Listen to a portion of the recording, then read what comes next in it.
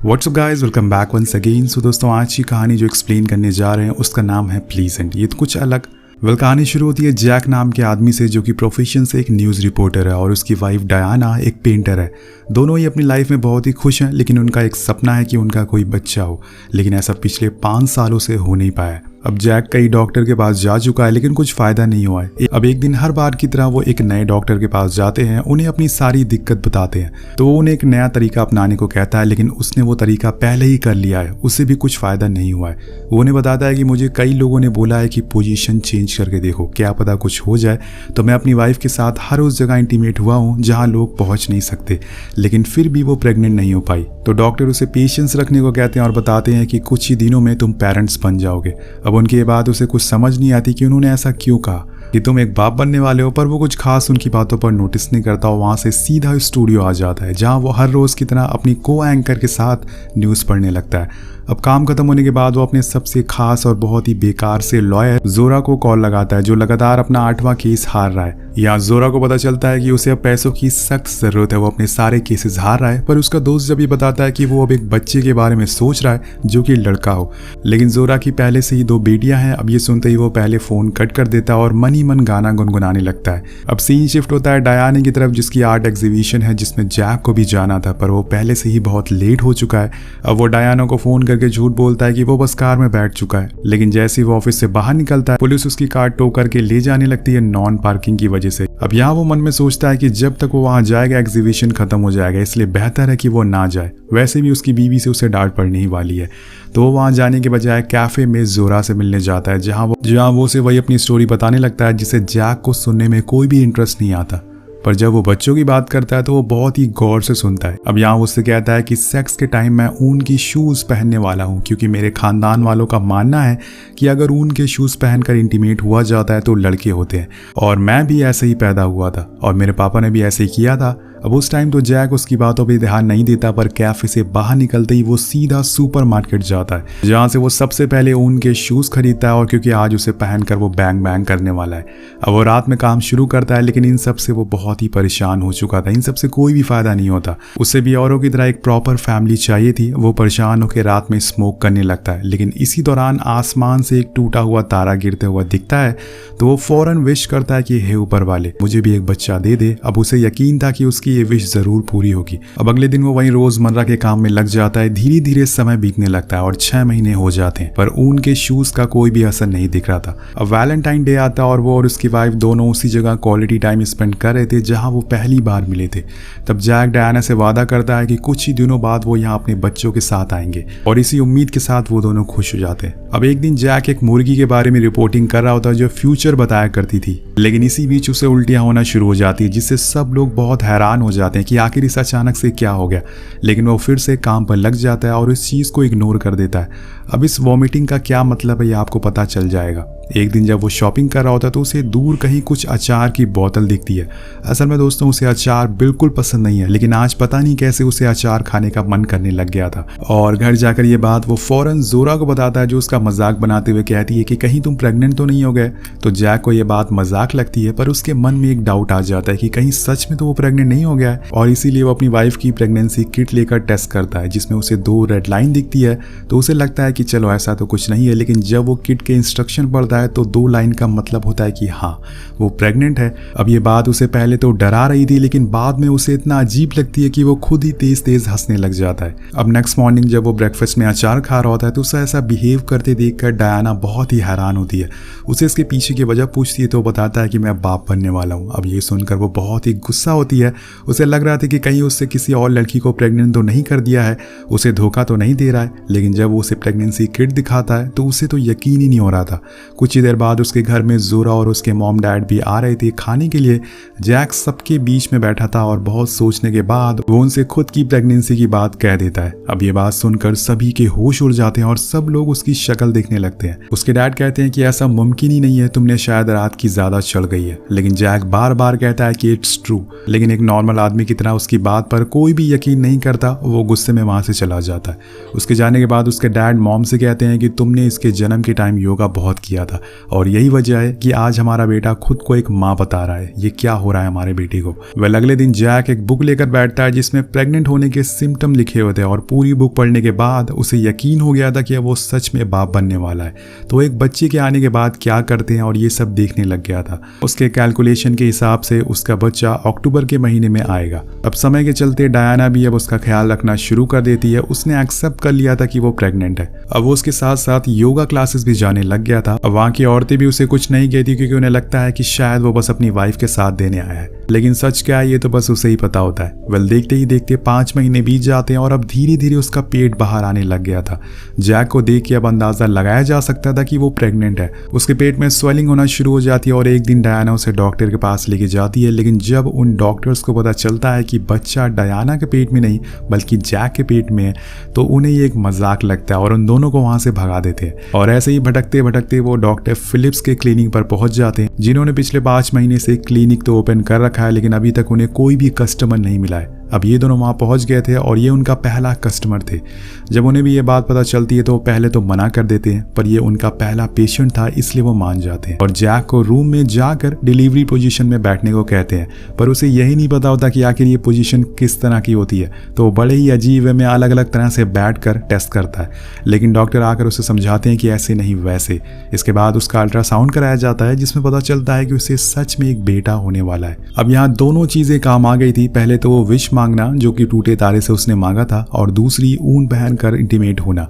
अब इसके बाद वो दोनों बहुत खुश होते हैं क्योंकि आखिरकार उनका बेटा होने ही वाला था, चाहे वो बच्चा जैक ही जन्म क्यों ना दे रहा हो। अब कुछ दिन बाद जैक अपने काम पर जाने लगता है, पर उसे इस बात का जरा भी अंदाजा नहीं था कि एक दिन उसका सबसे करीबी दोस्त जोरा ही उसे धोखा देगा। उसने पैसों के चक्कर में उसकी प्रेगनेंसी वाली स्टोरी मीडिया के बीच बता दी थी, जिसके बाद होना क्या था, वो रातों रात वायरल हो जाता है। दुनिया भर के लोग उसे जानने लगते हैं। कई सारी कंपनीज उसे हायर करना चाहती थी अपने प्रोडक्ट के लिए। वो जहां भी जाता था लोग उसे प्रेग्नेंट मैन के नाम से चिढ़ाना शुरू कर देते थे। वो इन सब से बहुत ही परेशान हो चुका था। अब एक दिन जब वो अपने काम के लिए बस से ट्रैवल कर रहा होता है तो वहां भी लोग उसे इसी नाम से चिढ़ाने लगते हैं, जिससे जैक को बहुत ही तकलीफ होती है। पर वो बिना कुछ जवाब दिए दूसरी बस स्टैंड पर उतर जाता है और टैक्सी से स्टूडियो आ जाता है, क्योंकि दुनिया को सिर्फ दूसरों की परेशानियों पर हंसना आता है और कुछ नहीं। अब शाम होने पर वो जोरा को मिलने के लिए बुलाता है। वो उसे बहुत सुनाता है, यहाँ तक कि वो उसे लालची और धोखेबाज पता नहीं क्या क्या बोल देता है, क्योंकि उसी की वजह से लोग उसे हर जगह परेशान कर रहे हैं। अब वो उसे दोस्ती तक तोड़ने की बात कर देता है, पर वहीं जोरा पे इन सब का कोई भी असर नहीं पड़ता। उल्टा वो उसे कहता है कि ये तो कुछ भी नहीं है, मेरे दिमाग में एक नेक्स्ट लेवल आइडिया है, अगर तुम चाहो तो मैं तुम्हें बता सकता हूँ। तुम्हें इस बात का अंदाजा भी नहीं है कि हम तुम्हारी प्रेगनेंसी से करोड़पति बन सकते हैं, जिससे तुम अपनी फैमिली का फ्यूचर सिक्योर कर सकते हो।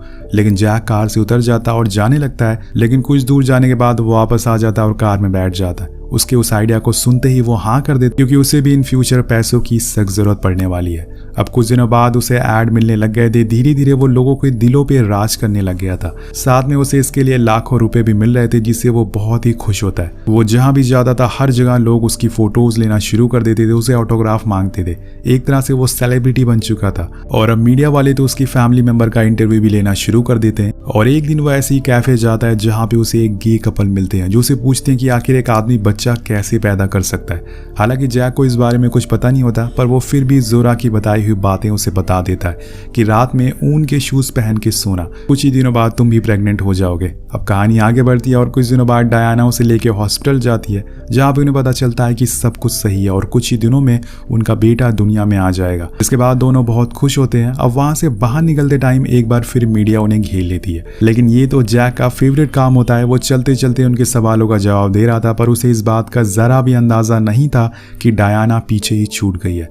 जब से जैक मीडिया में आया है वो डायना से दूर होता जा रहा है। उसे सक्सेस कुछ ज्यादा ही पसंद आ गई और डायना से उसकी दूरी कितनी होती जा रही है उसे इस बात का अंदाजा भी नहीं है। अब अगले दिन उसके लिए एक बहुत ही बड़ा दिन होता है, क्योंकि नेक्स्ट डे उसे खुद प्रेसिडेंट मिलने आते हैं, क्योंकि ऐसा पहली बार हो रहा था कि एक आदमी प्रेग्नेंट है। और जैक जब वहां पहुंचता है तो सबके मुंह फटे के फटे रह जाते हैं। अब वो इस कदर फेमस हो चुका था कि उसे खुद का एक रियलिटी शो भी मिल चुका था। जिसमें कई सारे प्रेग्नेंट लेडीज थी जिन्हें जैक एक अच्छी माँ बनना सिखाता है। अब ये शो लोगों को इतना पसंद आता है कि जोरा ने इस शो से कई लाख रुपए कमाए, लेकिन आखिर वो कब तक ऐसे ही अपने बच्चे को प्रमोट करता रहेगा। और फिर वही घर पे डायना भी अब उससे दूर हो गई है। कई दिन हो जाते हैं और इन दोनों के एक दूसरे से बात भी नहीं हुई थी। अब इसी तरह से दिन बीतते रहते हैं और कुछ दिनों बाद वो उसे गे कपल एक बार फिर मिलते हैं, लेकिन इस बारी जैक उनसे कुछ नहीं कहता। अब यहाँ सारी ऑडियंस जिद करने लग जाती है कि उन्हें जैक की फैमिली का एक रिएक्शन वीडियो देखना है।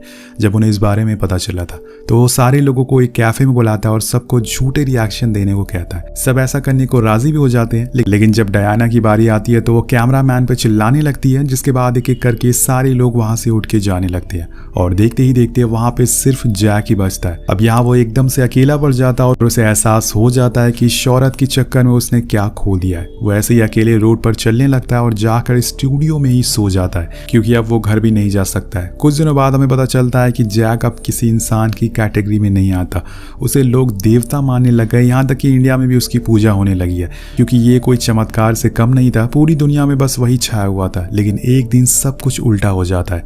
कुछ रिलीजियस लोग जैक से नाराज हो जाते हैं और विरोध करने लगते हैं कि ये गलत है, और इसी का फायदा उठाकर उसके कॉम्पिटिटर उस पर फ्रॉड का केस कर देते हैं, जिससे कि उन्हें अपने शो में बहुत ही पैसे कमाई करी थी और उसकी ये प्रेगनेंसी रिपोर्ट फेक है। वो लोगों को बेवकूफ बना रहा है, सिर्फ पैसे कमाने के लिए वो ये सारी बातें कर रहा है। अब इस केस के चक्कर में उसे कोर्ट भी जाना पड़ता है। अब यहाँ पहली सुनवाई होती है जिसमें उसका वकील उसका दोस्त जोरा होता है। दोस्तों, पहले दिन तो कोर्ट में जोरा सामने वाले वकील के आगे कुछ बोल ही नहीं पाता, उसके पास कुछ था ही नहीं।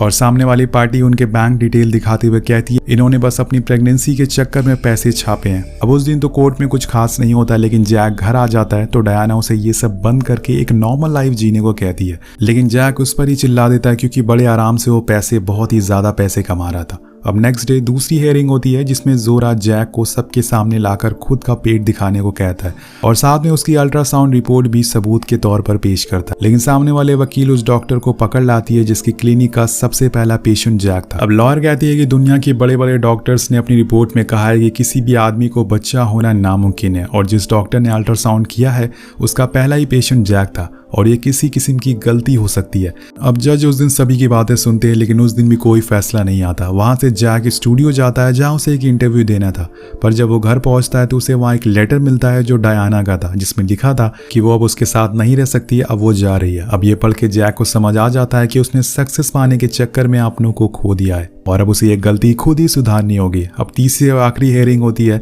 जहां पर डायना और जैक कोर्ट नहीं जाते, और ये देखकर जोरा बहुत ही घबरा रहा था, क्योंकि अगर वो केस हार गया तो उसके सारे पैसे चले जाएंगे और उस पर पेनाल्टी भी लग जाएगी। अब कुछ दिन इंतजार करने के बाद जब जैक नहीं आता तो वो जैक के बारे में एक इमोशनल स्पीच देता है, जिससे सभी लोगों से उसे स्टैंडिंग ओवेशन मिलता है। और इसी दौरान जैक की भेजी हुई एक वीडियो जोरा को मिलती है जो बिना सोचे समझे प्ले कर देता है, और उसमें जैक सबके सामने कबूल करता है कि उसकी ये प्रेगनेंसी फेक है और जितने भी लोग उस पर भरोसा करते हैं उनसे वो माफी मांगता है। अब लास्ट में वो डायना को वापस आने को कहता है क्योंकि उसने अब सब कुछ छोड़ दिया है। इस वीडियो को देखने के बाद जैक पे 10 मिलियन रूबल का जुर्माना लगा दिया जाता है, क्योंकि उसने लोगों की भावनाओं के साथ खेला था। अब सीन शिफ्ट होता है डायना पे, जो उसी जगह खड़ी थी जहां पे ये दोनों पहली बार मिले थे। अब जैक आकर उसे सॉरी कहता है और घर चलने को कहता है, पर तभी अचानक से जैक को लेबर पेन होने लगता है और उसे फौरन हॉस्पिटल ले जाया जाता है, जहाँ पे उसका सी सेक्शन डिलीवरी होती है, जो खुद वही डॉक्टर करता है जिसने सबसे पहले जैक का चेकअप किया था। कुछ देर बाद वहाँ उसके सारे फैमिली वाले आ जाते हैं जिन्हें जैक माफ़ी मांगता है,